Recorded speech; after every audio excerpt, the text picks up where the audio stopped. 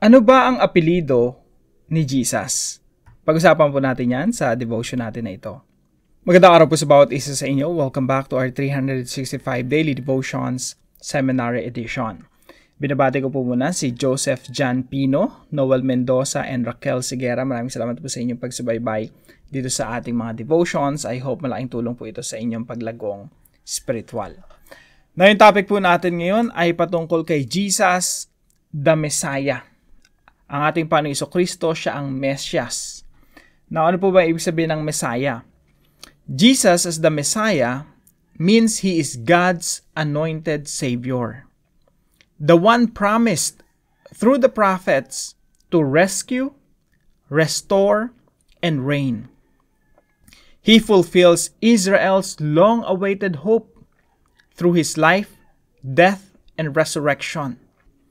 His messianic mission is God's sovereign plan accomplished with certainty, securing redemption for all whom the Father has given Him. Matthew chapter 16 verse 16. Ito yung mga panahon na kinausap ng ating Panginoong Jesucristo yung kanyang disciple si Peter. Kasi maraming mga tao, iba-iba yung paniniwala tungkol kay Jesus eh. So si Jesus, kinausap niya yung disciple niya, ikaw Peter, sino ko? Anong tingin mo sa akin? Anong pagkakilala mo sa akin? Simon Peter answered, "You are the Messiah, the Son of the living God." Ikaw ang Kristo, ang anak ng Diyos na buhay.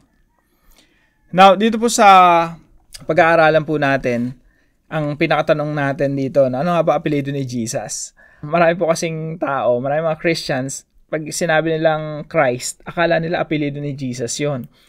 Ako, ganun din ang pagkakaintindi ko nung bata pa ako, no? Jesus Christ. Jesus is his name, Christ is his last name, surname.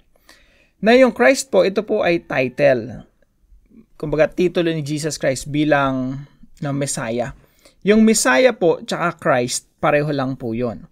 Now, ano bang ibig sabihin ng Christ o Messiah? Ang ibig sabihin po nito ay anointed. Ano po bang ibig sabihin ng anointed? Alam niyo po si Haring David, bago po siya maging hari ng Israel, he was anointed first. Binuhusan muna siya ng langis, no? Bilang tanda na siya yung magiging hari ng Israel. So, si Jesus Christ, He is the anointed King, anointed Savior, anointed.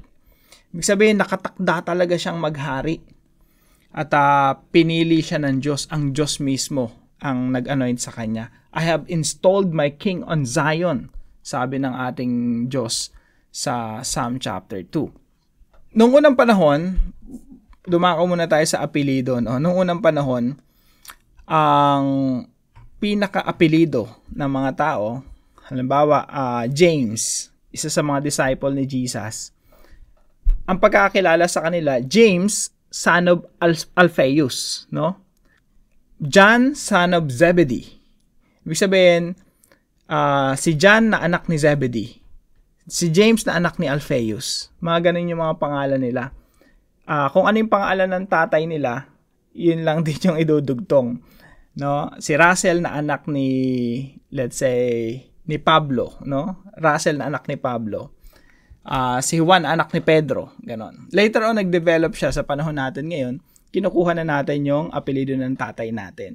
Hindi na natin sinasabing Russell na anak ni ganito, no? Russell Ocampo na, diretso. So, noong unang panahon, walang surname, walang last name. Si Jesus, wala siyang last name. Dinudugtungan lang nila yung pangalan. Ba, sinong Jesus yan? Jesus of Nazareth, no? Jesus, son of Joseph. So, ganun po sila noong unang panahon. Now, ano po ba ibig sabihin ng Messiah? Number 1 po, the Messiah is the promised King. Ang ibig sabihin po ng Messiah, long-awaited King, inantay po ng mga Israelita yan. Actually, si Adan mismo, tsaka si Eva, inantay nila yan eh. Kasi, again, Genesis chapter 3, verse 15, nangako ang Diyos na mula kay Eva, ipapanganak ang Messiah, yung seed of the woman. At, siya yung dudurog sa ulo ni Satanas. So sila, yung pamilya pa lang ni Adan at Eva, inaantay na nila yung Messiah.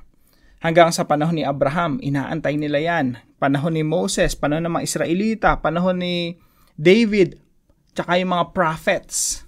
Hanggang sa matapos yung Old Testament. Inaantay nila yung king, promised king, pangako na hari na siyang maghahari sa buong nilikha at magkakaroon ng kaayusan dito sa mundo. Nililook forward ng mga prophets yun eh. Pag pinanganak yung Messiah, magsisimula yung pagsasaayos sa mundo. Kaya nga Isaiah chapter 9 verse 6 and 7, patungkol yan sa kapanganakan ng ating Panginoon Jesucristo. At the same time, makikita mo sa Isaiah chapter 9 verse 6 and 7, yung pagsasaayos sa mundo. Makikita niyo po yan sa Isaiah, sa Ezekiel, Jeremiah, Micah at maraming mga sulat ng mga prophets na nakikita nila na pag pinanganak yung Messiah, magkakaroon ng redemption, restoration, renewal, healing. Kaya yung mundo hindi pwedeng pasama ng pasama eh. Imposibleng pasama ng pasama. Yung mundo natin pabuti ng pabuti. Simple lang, Jesus is King. He is in charge. Kung ang Panginoong Jesucristo ang in charge, sabi nga nung kaibigan ko, simpleng tanong lang yan. Is He doing a good job or a bad job? Nasa sa'yo lang yun, no? Pag tingin mo, Jesus is doing a bad job, pasama talaga ng pasama yung mundo.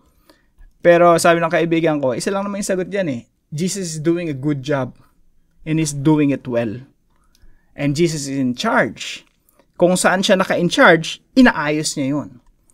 Lagi kong ini-illustrate kung ang isang hari o presidente o prime minister, napakabuti, magaling, yung pinamumunuan niya masasaayos din eh. Kahit ang isang padre de pamilya, magaling, maayos, yung pinamumunuan niya masasaayos din at gaganda. How much more si Jesus who is in charge? Maliban na lang kung hindi tayo naniniwala na si Jesus ay siya yung may in control, no? Siya yung in charge dito sa creation. So, the Messiah is the promised king at pinanganak nga ang ating Panginoon Jesucristo bilang hari at paghaharian niya lahat ng mga bansa. Pangalawa po, the Messiah is the suffering servant. Pag binasa niyo po yung Isaiah chapter 53, grabe tong Isaiah 53. Prophecy na Isaiah to patungkol kay Jesus Christ. Pero pag binasa mo yung Isaiah chapter 53, para ka nagbasa ng New Testament. Kaya nga, dito merong isang video akong pinapanood nung nakaraan. Yung mga Israelita kasi hindi naniniwala kay Jesus, no? Yung mga Jewish people. Pero syempre may mga naniniwala rin kay Jesus.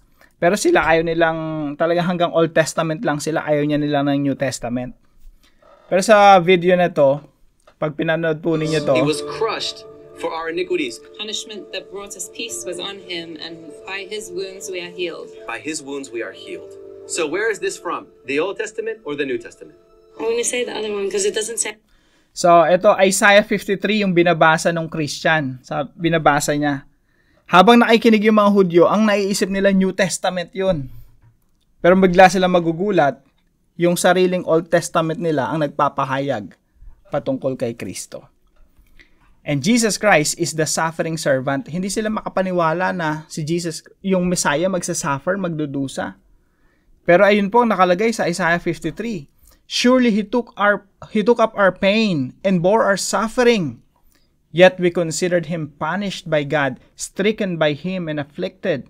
But He was pierced for our transgressions.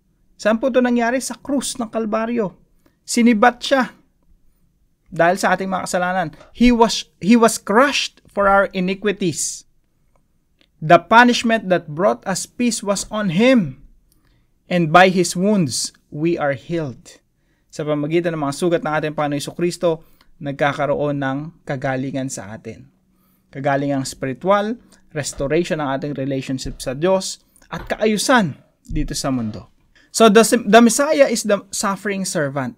Yan po ay nakalagay dito sa Isaiah chapter 53. Kung gusto niyo po, panoorin niyo po itong video na to. Interesting, no? Nagugulat sila. Paano naging Old Testament yan? No? Akala nila New Testament. Kasi nga, yung dinidescribe dun sa Old Testament nila, si Jesus. Isaiah 53 po yan.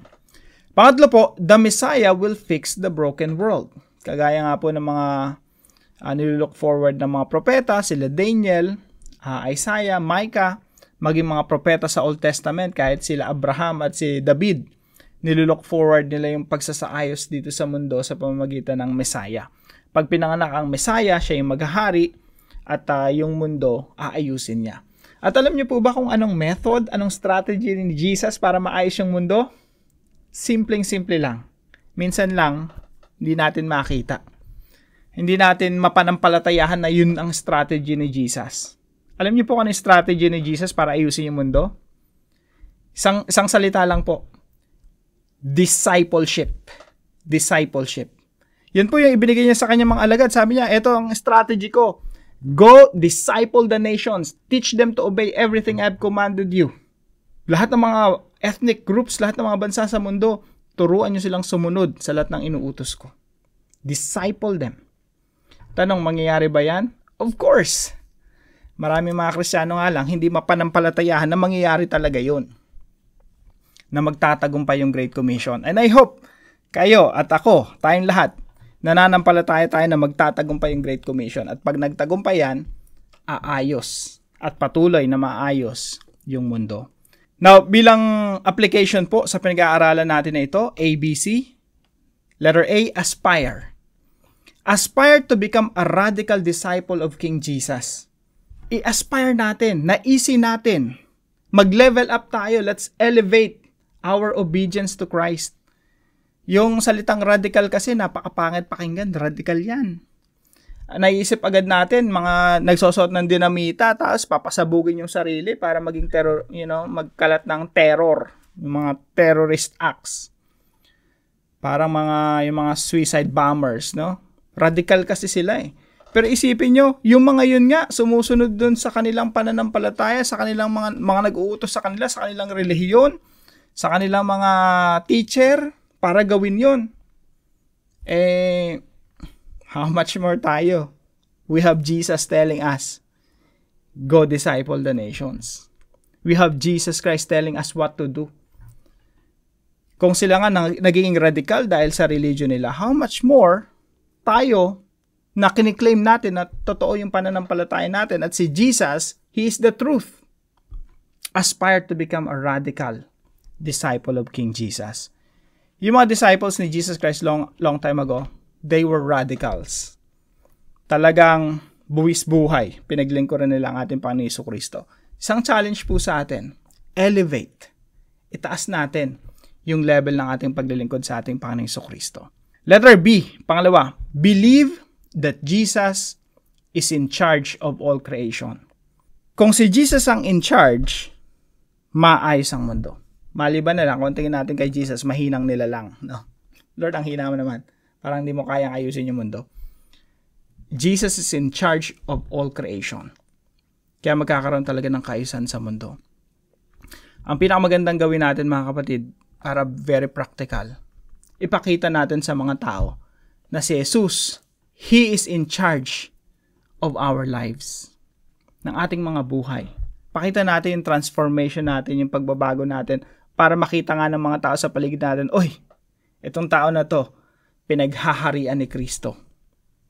Jesus the Messiah. After all, pag sinabing Messiah, ang ibig sabihin nun, anointed or anointed king. Kung kiniklaim mo na si Jesus hari ng iyong buhay, dapat siya yung naghahari sa atin at kitang-kita yun sa atin. Pangatlo po, letter C, come. Come to Jesus and let Him fix your brokenness.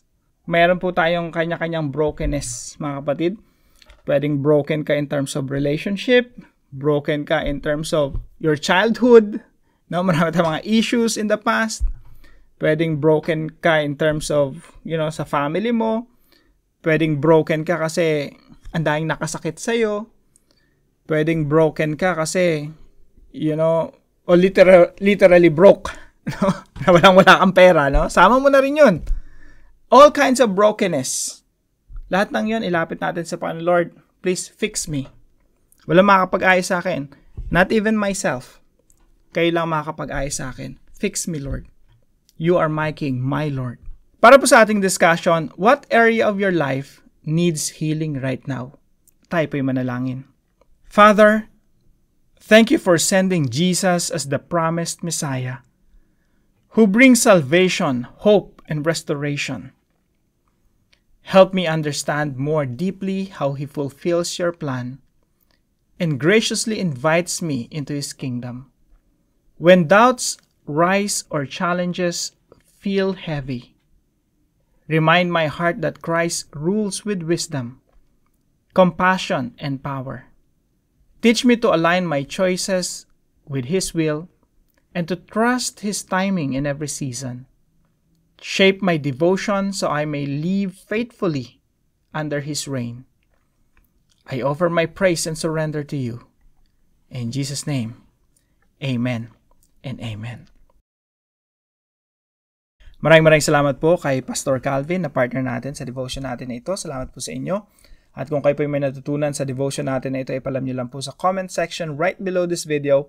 And please don't forget to share this devotion to your family and friends. God bless you po mga kapatid. See you po tomorrow 5 a.m. dito sa ating Daily Devotions.